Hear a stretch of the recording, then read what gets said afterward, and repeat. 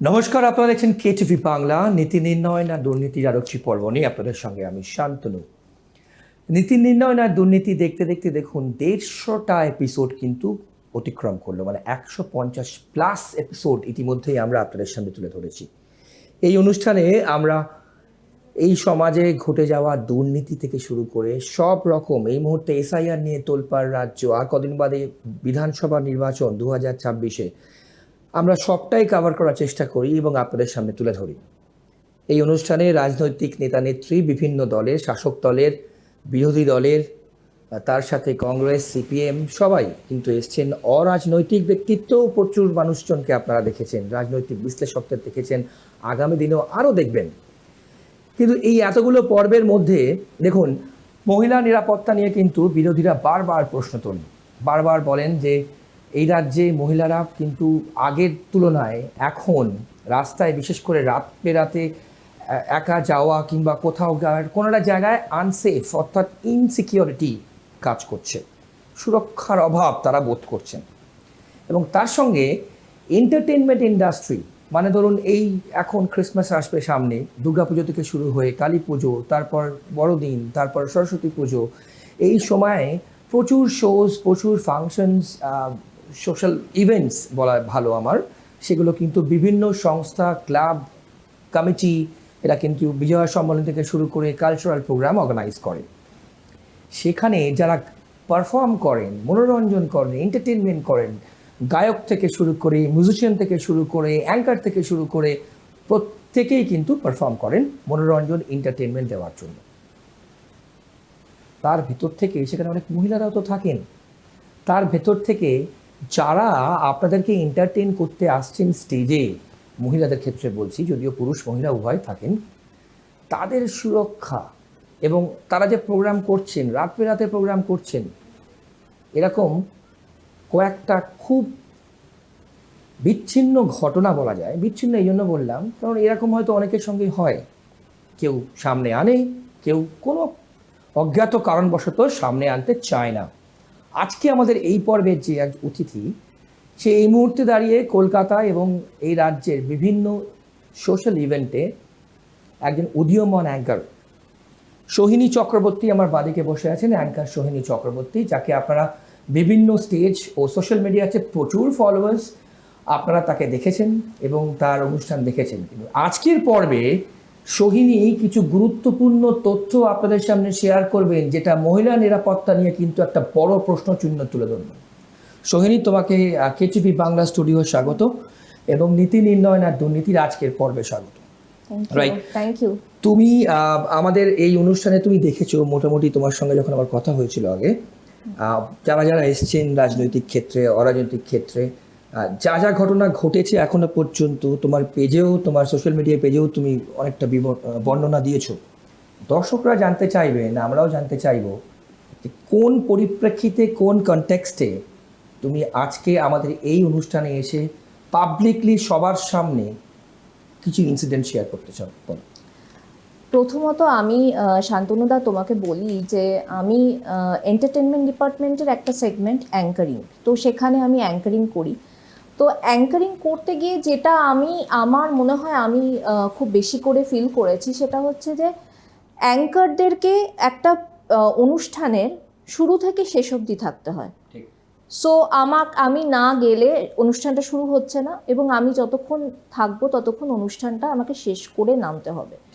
এই যে এতটা ব্যাপী একটা সময়, তো এই সময়টা খুব অ্যাঙ্কার, বিশেষ করে ফিমেল অ্যাঙ্কারদের ক্ষেত্রে আমি বলছি, ফার্স্ট অফ অল ফিমেল অ্যাঙ্কারদের কোনো বসার জায়গা থাকে না প্রপার।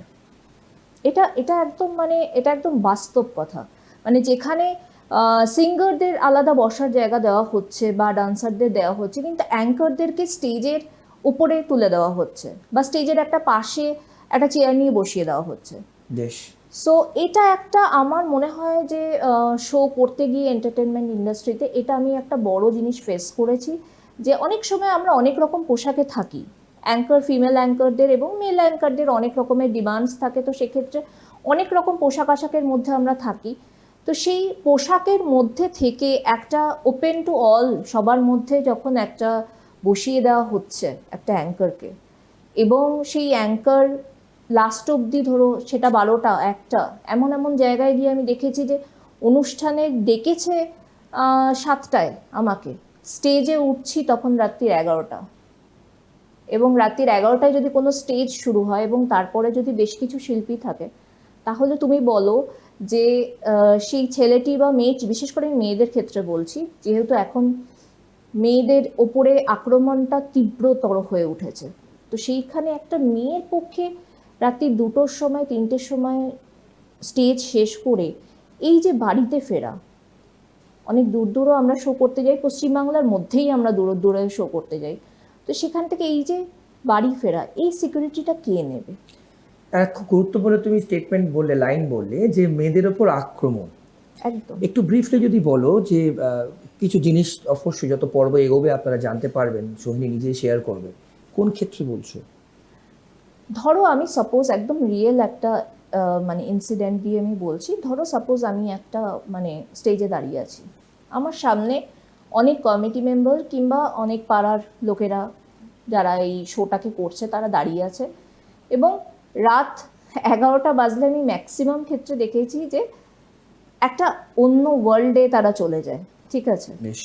তো এই যে অন্য ওয়ার্ল্ডে চলে গেল এবং তারপর একটা অ্যাঙ্কার বা একটা সিঙ্গার বা একটা ডান্সারকে যে চোখে দেখা হচ্ছে, অনেক সময় স্টেজ থেকে নামতে দেওয়া হচ্ছে না, এরকম প্রবলেমও আমি ফেস করেছি অনেকবার, যে কনস্ট্যান্টলি স্টেজে দাঁড় করিয়ে রাখা হয়েছে, আরেকটা আরেকটা আরেকটা কথা, আরেকটা গান, আরেকটা নাচ, মানে দে আর নট স্যাটিসফাইড, মানে যত রাত বাড়ছে তত এদের ডিমান্ড বাড়ছে। সো এটা এই যে এই করতে করতে এই যে জায়গাটা আমি আমার ক্ষেত্রে আমি বলেছি যে আমি ভেরি রিসেন্টলি আমি একটা শো করতে গেছিলাম, তো সেখানে আমার সাথে দুজন সিঙ্গার ছিল, দুজনই মহিলা, এবং তাদের মারাও তাদের সাথে এসেছে, মানে টোটাল আমাকে নিয়ে 5জন মহিলা সেখানে। বেশ। তো সেখানে দুটো মেয়ে পারফর্ম করে নেওয়ার পর আমাকে বলা হচ্ছে গান গাওয়ার জন্য উঠতে, মানে they are requesting me to sing the song. I am not a singer, but আমাকে কিন্তু মানে গান করতে হয়েছে, নাহলে স্টেজ থেকে নামতে দেওয়া হচ্ছে না। তখন রাত্রি 2:15। সো দিস ইজ দ্য মানে সিচুয়েশনস অফ এন্টারটেনমেন্ট ইন্ডাস্ট্রি। কারণ আমি প্র্যাকটিক্যালি সবার সাথে বাউন্সার থাকবে, বডিগার্ড থাকবে, এমন তো হয় না। মানে আমরা যারা শো করছি, আমরা যারা মেয়েরা শো করছি, তারা তো নিজেদের মানে তাগিদে আমরা করছি, এবং আমরা তো এক্সপেক্ট করব যে সোসাইটি আমাদেরকে সেই নিরাপত্তাটা দেবে বা সেই রেসপেক্টটা দেবে। এখানে কিন্তু সোহিনী তুমি যে কথাটা বললে যে রেসপেক্ট দেবে, এই লুপ হোল অর্থাৎ এই যে খামতি বলা যায়, তুমি একজন মহিলা হয়ে যখন একটা স্টেজ হোস্ট করছো কিংবা সোশ্যাল ইভেন্ট হোস্ট করছো, খামতিটা কার? মানে তুমি তোমার অ্যাঙ্গেল থেকে দেখতে গেলে লুপ হোলটা কার? দেখো, আমার অ্যাঙ্গেল থেকে দেখতে গেলে আমার যেটা মনে হয় যে যে কমিটি আমাকে ডাকছে বা যে অর্গানাইজারের মাধ্যমে আমি আসছি শো করতে, তো তার টেক কেয়ার করার কথা এই কাজগুলো। কারণ আমাদেরকে নিয়ে যাওয়া হচ্ছে এন্টারটেনমেন্ট করানোর জন্য, একদম আমরা মানুষকে আনন্দ দিচ্ছি। ঠিক। তো আনন্দ দিতে গিয়ে আমাদের আনন্দটা যদি নিরানন্দে পরিণত হয়ে যায়, তো সেক্ষেত্রে তো আমার মনে হয় যে খুব মানে এটার কোনো যুক্তিই রইল না তাহলে। এখানে আমি যেটা জিজ্ঞেস করবো, এটা তুমি আগেও অনেক শো করেছো এবং আপনারা যদি সোহিনী প্রোফাইলে যান আপনারা দেখতে পাবেন, এইটা কি রিসেন্ট ডেভেলপমেন্ট?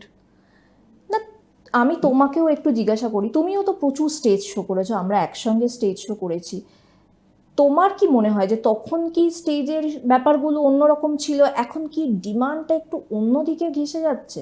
মানে ডিমান্ডটা কি একটুখানি মানুষের ব্যক্তিগত জায়গায় ঢুকে যাচ্ছে? না, একজন একজন একজন পুরুষ এবং একজন মহিলা যখন পারফর্ম করে, নিশ্চয়ই মানুষ যারা অডিয়েন্স হয় তাদের চোখে সে দুটো ডিফারেন্ট ডোমেন। কিন্তু তুমি যে প্রসঙ্গটা তুললে সেটা খুব ইম্পর্ট্যান্ট এবং খুব গুরুত্বপূর্ণ, যে তোমার মানে তোমার সিকিউরিটির দিক থেকে তুমি যদি দেখো, এই যে মহিলা নিরাপত্তা নিয়ে এখন রাজনীতি করছে, সবাই বলছে, রাজনৈতিক নেতা-নেত্রীরা বলছেন, সেখান থেকে দাঁড়িয়ে আমি প্রশ্ন করব, এটা কি রিসেন্ট ডেভেলপমেন্ট নাকি যত দিন যাচ্ছে মানুষের রুচি বদলাচ্ছে, মানুষ আরো কিছু চাইছে? তুমি বললে এটাকে তুমি কিভাবে দেখছো, কিভাবে আমি তোমাকে বলছি যে আমি যখন প্রথম শো করতে আসি, আমি অনেক পরে শোয়ের দুনিয়ায় এসেছি, তো আমি যখন প্রথম শো করতে আসি এতটাও ছিল না, বেশ, এতটাও ছিল না, ঠিক আছে। আমি যত রিসেন্টলি যত এগোচ্ছে জিনিসটা, তত দেখছি যে মানুষের কোথাও গিয়ে রুচিবোধ, কোথাও গিয়ে ডিমান্ড, যেটা একজনকে হায়ার করে নিয়ে যাওয়ার পেছনে যে কারণগুলো থাকছে, সেই কারণগুলো কিন্তু একদমই মহিলা নিরাপত্তার দিকের প্রশ্ন মানে ভালো রকমভাবে তুলবে। মানে যে কারণের বশে নিয়ে যাওয়া হচ্ছে, 2 দিন 3 দিন ব্যাপী রাখা হচ্ছে যারা শো করছে তাদেরকে এমন অনেক কিছু প্রেশারাইজ করা হচ্ছে যেটা কিনা করা উচিত নয়। মানে তাদেরকে কোনো জায়গায় গিয়ে কম্প্রোমাইজের জায়গায় চলে আসতে হচ্ছে। না, এটা বিস্ফোরক কথা বলছো। তুমি বলছো মানে- যে তুমি যখন একটা প্রোগ্রাম হোস্ট করতে যাচ্ছ, একদম। সেখানে তোমাকে কম্প্রোমাইজ করতে হচ্ছে। এক্স্যাক্টলি, মানে কম্প্রোমাইজটা সবার আগে আসছে। ওয়াই? মানে ট্যালেন্টটা কোথাও অনেক পেছনে চলে গেছে। এখন you have to look like a diva, you have to look like a মানে কি বলবো, একটা মডেল। অ্যান্ড ট্যালেন্ট তোমার থাকলো কি থাকলো না খুব একটা দরকার নেই। তোমাকে ওরকম একটা পজিশনে যেতে হবে, তোমাকে অনেক অনেক অনেক অনেক কম্প্রোমাইজ করে তবে গিয়ে তুমি পরপর একটা ইয়ারে তুমি পরপর ডেটস পেলে। মানে এরকম জায়গাতে এসে দাঁড়াচ্ছি আমরা। মানে ইভালুয়েশনটা is not made on talent, তুমি সেটাই No, বলতে চাইছো। একদমই তাই, একদমই তাই। কারণ আমি অ্যাজ অ্যান অ্যাঙ্কার আমি বলবো যে আমার সাথে যারা কাজ করে তারা অনেকেই আছে প্রচুর ট্যালেন্টেড, কিন্তু বেশ। কাজ কোথাও নেই। আমরা হয়তো সেখানে দাঁড়িয়ে কাজ পাচ্ছি না। একটা মেল অ্যাঙ্কার কম কাজ পাচ্ছে, একটা ফিমেল অ্যাঙ্কার বেশি কাজ পাচ্ছে। হ্যাঁ, এটাই নর্মাল প্রোটোকল সাধারণত, যদি না সে টিম। মানে এটা আমার ব্যক্তিগতভাবে আমি তোমাকে বলছি যে দাঁড়িয়ে আমি প্রচুর মেল অ্যাঙ্কারদের সঙ্গে স্টেজ শেয়ার করি, তাদের একটা এই ধরনের বক্তব্য আমি এটা সবসময় দেখেছি যে সব জায়গায় তো ফিমেল চায়, মেল আর কজন নিচ্ছে, মেল অ্যাঙ্কার হয়ে কি লাভ হলো, সকালে চাকরি করতে হচ্ছে, বিকেলে শো করতে হচ্ছে। মানে কোথাও গিয়ে কি ফিমেল ব্যাপারটা এসে দাঁড়াচ্ছে শুধুমাত্র সৌন্দর্য মাফিক এবং শুধুমাত্র কম্প্রোমাইজ করতে তারা রাজি কিনা সেই জায়গায় এসে দাঁড়াচ্ছে কি? আমার তো মনে হচ্ছে সেই জায়গায় এসে দাঁড়াচ্ছে ব্যাপারটা। তোমার কাজ করতে অসুবিধা হচ্ছে কোথাও, সোহিনী? কাজ করতে তো প্রচুর অসুবিধা হচ্ছে। মানে এটা আমি একদম ফ্র্যাঙ্কলি মানে একটা স্যাটেলাইট চ্যানেলে বসে বলছি যে কাজ করতে একটা মেয়ের পক্ষে প্রচুর প্রবলেম হচ্ছে, প্রচুর। কারণ একটা মেয়ে, তাকে রাত 2টো-2:30তে যদি ছাড়া হয়, এবং যদি সবার পক্ষে তো সম্ভব নয় যে সেই মেয়েটি একটা বাউন্সার বা বডিগার্ড নিয়ে বা বাড়ির আত্মীয় স্বজন পরিজন নিয়ে একটা যাবে, তো সেটা তো সবার পক্ষে সম্ভব নয়। তো সেটা যদি সম্ভব না হয়, একটা মেয়েকে যদি একা যেতে হয়, যেমন আমি একা যাই অনেক শোতে, তাহলে একটা মেয়েকে যদি একা যেতে হয়, যদি 2টোর সময় রাত্রি ছাড়া হয়, তাহলে এই দায়ভারটা কে নেবে? এই মেয়েটি ঠিকমতো বাড়ি কি করে ফিরবে, কিভাবে মেয়েটি ফিরলো, তার কোনো খোঁজ খবর নেই। এবং আরও অনেক ক্ষেত্রে আমি দেখেছি পেমেন্টের জন্য আটকে রাখা হয়। ইটস আ বিগ প্রবলেম আমি তোমাকে বলছি শান্তনুদা। মানে আজকে এত খোলাখুলি এখানে বসে আলোচনা হচ্ছে বলে আমি এটা প্রসঙ্গটা তুলছি যে ইচ্ছাকৃতভাবে আর্টিস্টদেরকে মঞ্চে রাখা হবে এই কারণের জন্য পেমেন্ট আটকে দেওয়া হচ্ছে। এটা তুমি বলছো ডেলিভারেট, এটা ইচ্ছাকৃতভাবে করা হচ্ছে। ইচ্ছাকৃতভাবে করা হচ্ছে। তার মানে একটা কমিউনিটি যখন একটা অর্গানাইজেশন যখন একটা শো অর্গানাইজ করছে, দে ভেরি মাচ নোন যে আমার কত টাকা খরচ হতে পারে এখানে। তারপরেও তাহলে পেমেন্ট আটকে রাখার মানে কি? তার মানে আমাদের ডিমান্ড ফুলফিল করে তোমাদেরকে যেতে হবে। এটা একটা দায়িত্বভার যেন পড়ে যাচ্ছে এন্টারটেনমেন্টের। যারা মুখ খুলছে না, যারা আমার মতো মুখ খুলেছে। আমি তো ভেরি রিসেন্টলি আমি ফেসবুক লাইভ করে এই কথাটা বলেছি যে আমার মতো যারা মুখ খুলছে তাদেরকে হয়তো কোথাও তারা গিয়ে টার্গেট হয়ে যাচ্ছে। তো আমার কোনো অসুবিধা নেই, কারণ আমার মনে হয় যে আমার পরবর্তী যারা কাজ করতে আসবে তাদের এই জিনিসের দায়ভার কে নেবে? আদৌ কি তারা এন্টারটেনমেন্ট ইন্ডাস্ট্রিতে আসতে চাইবে? এটাও একটা বড় কোয়েশ্চেন আমার মনে হয়। না, এটা খুব বড় একটা প্রশ্ন যেটা সোহিনী করলো, আপনারা বলবেন। এখানে শুধু সোহিনী নয়, সোহিনী যেমন একজন ফিমেল অ্যাঙ্কার, তোমার সঙ্গে তো যারা ফিমেল সিঙ্গার্স আছেন, যারা উদীয়মান নতুন, যারা এখনো পর্যন্ত প্রসিদ্ধ হয়নি, রেপুটেড হয়নি, তার সঙ্গে ডান্সার্স আছেন, তার সঙ্গে মিউজিশিয়ানস আছেন, এটা একটা বড় প্রশ্ন চিহ্ন তাদের পক্ষে তো অ্যাপ্লিকেবল। বড় প্রশ্ন চিহ্ন, এটা বড় প্রশ্ন, মানে সবার প্রশ্ন চিহ্ন এই জায়গাটাতে এসে দাঁড়াচ্ছে যে যতক্ষণ না আমার ব্র্যান্ডিং হচ্ছে, বেশ, আমার ব্র্যান্ডিং হচ্ছে যে আমি Sohini Chakraborty is a brand now, এবার ব্র্যান্ডিং যতক্ষণ না হচ্ছে ততক্ষণ পর্যন্ত যে স্ট্রাগল দিয়ে যেতে হচ্ছে সমস্ত এন্টারটেনমেন্ট ইন্ডাস্ট্রির ছেলে মেয়ে উভয়কে, তার দায়িত্ব কে নেবে? এই কথাটা আমি বারবার করে জিজ্ঞাসা করছি যে এর দায়িত্ব কি প্রশাসনের হাতে আছে, এর দায়িত্ব কি কমিটির হাতে আছে, নাকি এই দায়িত্ব অর্গানাইজাররা নেবে? কারা নেবে এর দায়িত্ব? বেশ, সোহিনী, স্বাভাবিকভাবে যখন তুমি এই প্রসঙ্গ তুললে, আমরা প্রশ্ন করবো তোমাকে। এই অনুষ্ঠান তুমি অন্যান্য পর্ব দেখেছো, রাজনৈতিক নেতা নেত্রী, শাসক এবং বিরোধী উভয় ক্ষেত্রেই মহিলা নিরাপত্তা নিয়ে কিন্তু অনেক প্রশ্ন উঠছে। তুমি তুমি তুমি তুমি তোমার তোমার দিক থেকে তুমি কিভাবে, কি চোখে দেখছো মানে এই অভিজ্ঞতার পর? অভিজ্ঞতার পর সত্যিকারের বলছি, আমার নিজের একটা মেয়ে আছে। বেশ। তো আমার নিজের একটা মেয়ে থাকাকালীন আমার এখন সত্যিকারের, আমি তোমাকে বলছি, রাত্রিবেলা শো করতে গেলে আমার ভয় করে। আমার সত্যিকারের ভয় করে যে আমি কীরকম ড্রেস আপ করে যাচ্ছি, আমার দিকে কিভাবে লোকেরা দেখছে, আমাকে কীরকমভাবে মানে কিভাবে আমাকে চালনা করা হচ্ছে ওখানে, প্রজেকশন কিভাবে করা হচ্ছে ওখানে, তারপরে কোনো উল্টোপাল্টা মন্তব্য আসছে কি না, কোনো রিকোয়ারমেন্টস আমার কাছে এসে পৌঁছাচ্ছে কি না, এগুলোতে আমার ভয় করে। এবং আমি আমার মেয়ের ক্ষেত্রে বলবো যে আমি তো আমার মেয়েকে কোনোদিনও এই ইন্ডাস্ট্রিতে আসতে দেবো না, সে চাইলেও আমি আসতে দেবো না। তার কারণ আমি যে জিনিসটা দিয়ে ফেস করছি সেটা আমি চাই না যে পরবর্তী জেনারেশনের কেউ এতটুকুও ফেস করুক। কিন্তু এর আলটিমেট রেজলিউশন কি? এর সলিউশন কোথায়? মনোরঞ্জনের জন্য, এন্টারটেনমেন্টের জন্য মানুষ অনুষ্ঠান দেখেন, আপনারাও দেখেন, আমরাও দেখি। তো সেক্ষেত্রে দাঁড়িয়ে তুমি আগামী দিনে কি দেখতে পাচ্ছ? তোমার আরও অনেক শোজ লাইনড আপ আছে, তুমি আরও অনেক শোজ করতে যাবে, এবং যারা যারা যেখানে যেখানে যাবে তারাও অনুষ্ঠান দেখবেন। একদম। তুমি কি মানে কোন জায়গা থেকে তুমি সিকিউরিটি চাইছো? আমি এটা তোমাদের বলতে পারো, এই প্ল্যাটফর্ম কেটিভি বাংলা প্ল্যাটফর্মকে আজকে আমাকে আনার জন্য সত্যি আমি খুব মানে গর্বিত এবং সম্মানিত বোধ করছি। প্রত্যেক মহিলার যারা যারা এন্টারটেনমেন্ট ইন্ডাস্ট্রির সঙ্গে যুক্ত, তাদের এই পর্ব দেখা উচিত, এবং ও যে মেসেজটা সামনে এসে ভয়েস আউট করলো খুবই গুরুত্বপূর্ণ আপনাদের প্রত্যেকের জন্য। বলো। একদম। তো সেখানে দাঁড়িয়ে আমি বলবো যে যারাই আমরা শো করতে যাচ্ছি না কেন, আমাদের কিন্তু আগে সিকিউরিটি ম্যাটারটা জেনে নেওয়াটা খুব দরকার, যে আমাদের কি কোনো পার্সোনাল রুম দেওয়া হচ্ছে, আমাদের কি কোনো বসার জায়গা দেওয়া হচ্ছে প্রপারলি, আমাদের কতক্ষণ টাইম ডিউরেশনের জন্য থাকতে হবে, তারপরেও কেন আমাদেরকে অর্গানাইজার বা কমিটি বলছে যে না, নামতে দেওয়া যাবে না। এই জায়গাগুলো আমি বারবার করে কমিটি এবং অর্গানাইজারদেরকে বারবার করে বলবো যে কেউ ভয়েস আউট করতে পারে না বলে তাকে এইভাবে মানে চেপে ধরার কোনো মানে হয় না। ধরো আমি আজকে ভয়েস আউট করছি, বা আমি করেওছি অনেক জায়গায়, অনেক শোতে আমি রেজ করেছি, কিন্তু একটা কোনো বাচ্চা মেয়ে সে করছে না, বা বাচ্চা ছেলে সে করছে না, তার মানে তো তাকে এরকমভাবে এক্সপ্লয়েট করা যায় না। এক্সপ্লয়টেশনের যে একটা চরম জায়গায় এসে পৌঁছাচ্ছে এন্টারটেনমেন্ট ইন্ডাস্ট্রি, মানে ইজি টু অ্যাক্সেস ধরে নেওয়া হচ্ছে। বেশ।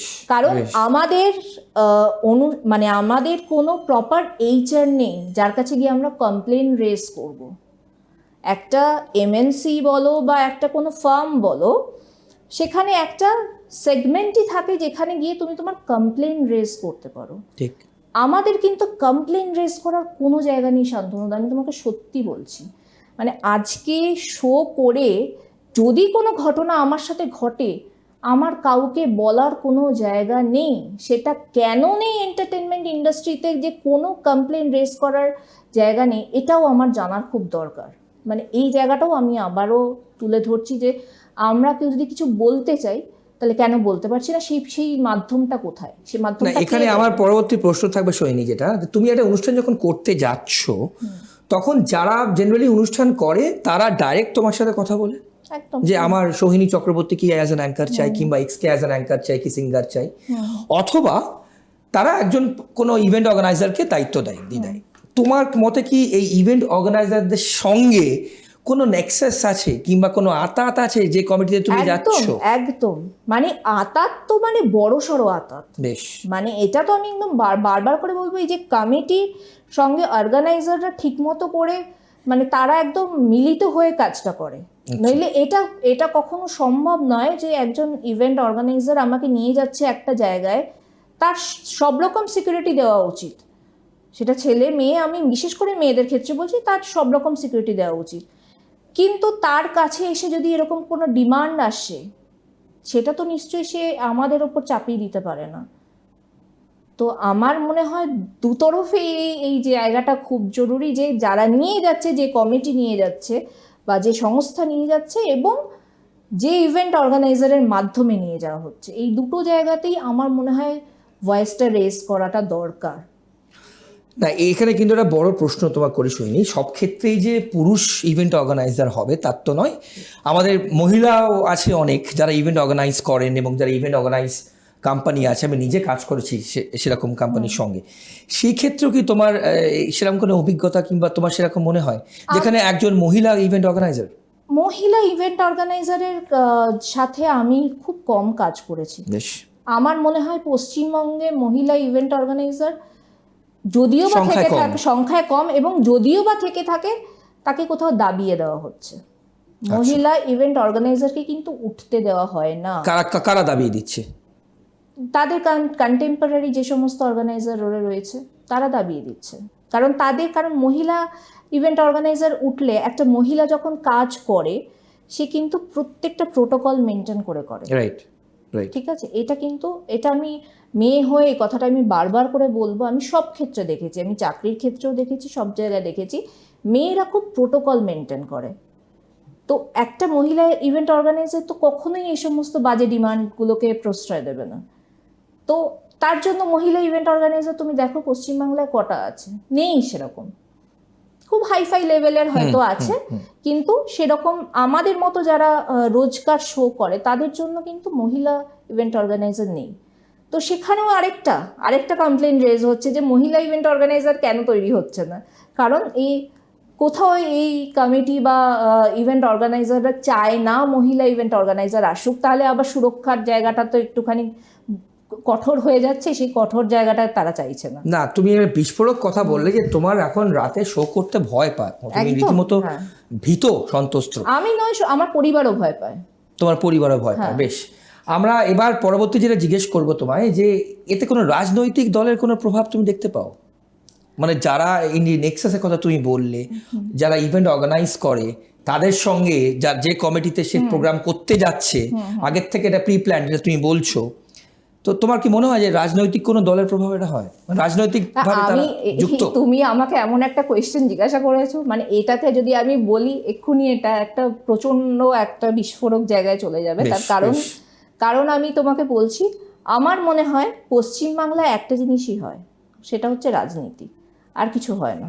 ঠিক আছে, তো পশ্চিমবাংলায় কাজ করতে গেলে রাজনৈতিক প্রভাব এবং প্রেক্ষাপট যদি খুব স্ট্রং আপনার না হয়, তাহলে কিন্তু আপনার কপালে খুব দুঃখ আছে। মানে সেটা কিন্তু আপনাকে ফেস করতে হবে, এবং আমিও ফেস করেছি।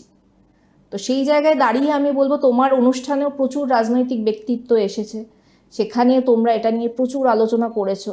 আমি প্রত্যেকটা এপিসোড দেখেছি তোমার। মানে শান্তনুদা, আমি তোমাকে সত্যি বলছি যে আমার এই অনুষ্ঠানটা খুব ভালো লেগেছে।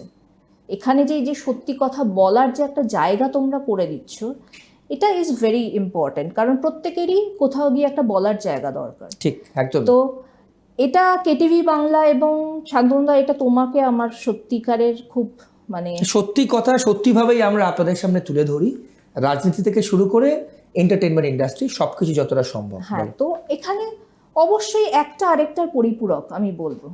রাজনীতি, কমিটি, অর্গানাইজার, এই যে একটা ত্রিভুজ ইকুয়েশন তৈরি হচ্ছে, এটা একদম মানে কি বলবো, একদম সত্যি কথা। এবং সেখানে কিছু না কিছু ব্যাকিং ছাড়া এটা করা সম্ভব নয় আমার বলে মনে হয়। তো এই জায়গাটাতে একটুখানি আমার মনে হয় এই জায়গাটাতে প্রশাসন এবং সমস্ত মানুষের এই জায়গাটাতে স্পেশালি একটু নজর দেওয়াটা খুব দরকার। বেশ, এবার একটু আমরা প্রায় শেষের দিকে, আগামী দিনে সোহিনী কি করবে? মানে আগামী দিনে তো আরো শোজ আসবে, ক্রিসমাসে প্রচুর শোজ হয় আমরা জানি সেটা, সেক্ষেত্রে তুমি নেক্সট পরের বার থেকে কি মানে বেছে বেছে শোজ অ্যাকসেপ্ট করবে, নাকি তোমার যেহেতু এটা প্রফেশন, রাইট, তুমি অনেক বড় বড় শোজ বলিউড সিঙ্গারদের সঙ্গে হোস্ট করেছো, আমি তার নিজের এক্সাম্পল আমি জানি সেটা। তুমিও শো করেছো, হ্যাঁ, না, আমি সেটাই আমি শো করেছি এবং আমি জানি যে তুমি কত বড় একজন অ্যাঙ্কার। না, এটা বড় ছোটর থেকেও বড় প্রশ্ন হচ্ছে তুমি আগামী দিনে কি কি ডিসাইড করছো, মানে তুমি কি বেছে বেছে শোজ নেবে? আগামী দিনে আমি এটাই ডিসাইড করব, মানে করছি, আমি সত্যি বেছে বেছে শুনি। আমি সত্যি কথা এখানে এসে বললাম যে আমি বেছে বেছে শুনি এবং পুরোটা জেনে নিই আমি কতক্ষণ আমার স্টেজ থাকবে, কি ব্যবস্থাপনা করা হয়েছে, আমাকে স্টেজে ওঠার আগে পেমেন্ট ক্লিয়ার করতে হবে, এবং আমাকে রিকোয়েস্ট করলে আমি আধ ঘন্টা বেশি এক্সট্রা টানতে পারি, কিন্তু তার বেশি নয়। বেশ, মাঝরাত অবধি আমি করব না।